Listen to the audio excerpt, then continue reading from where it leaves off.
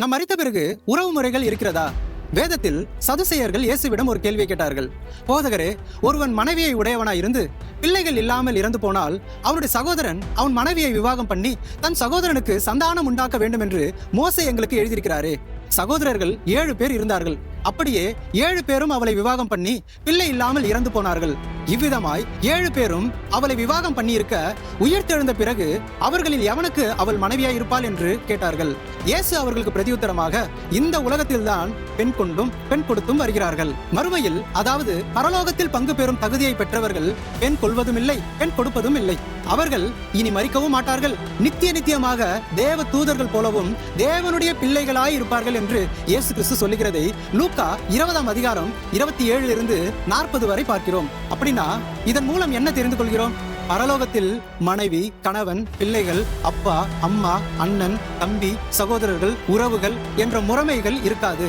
ஒரு மனிதன் மரித்த பிறகு இந்த உலகத்தில் உள்ள மனிதர்களோடு கூட தொடர்பு கொள்ள முடியாது. ஏனென்றால் அவனுடைய ஆவிக்குரிய உலகத்திற்கு செல்கிறது.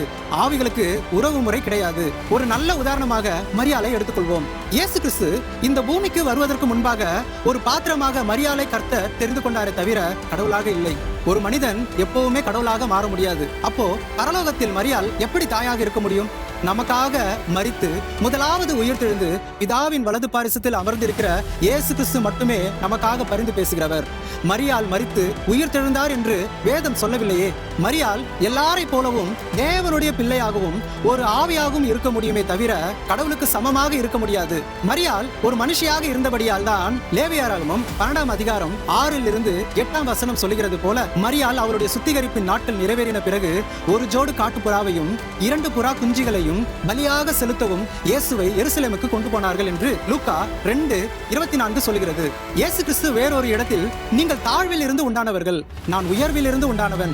நீங்கள் இந்த உலகத்தில் இருந்து உண்டானவர்கள், நான் இந்த உலகத்தில் இருந்து உண்டானவன் அல்ல என்றார். இவர் பரிசுத்த ஆவியினால் நிரப்பப்பட்டு பிறந்தார் என்பது தேவன் இவர் மூலமாக செய்த கிரியைகளும் இவர் வாழ்ந்த வாழ்க்கையும் இந்த உலகத்தில் உள்ள எல்லா ஜனங்களுக்காக மரித்ததையும் நாம் அறிந்திருக்கிறோம்.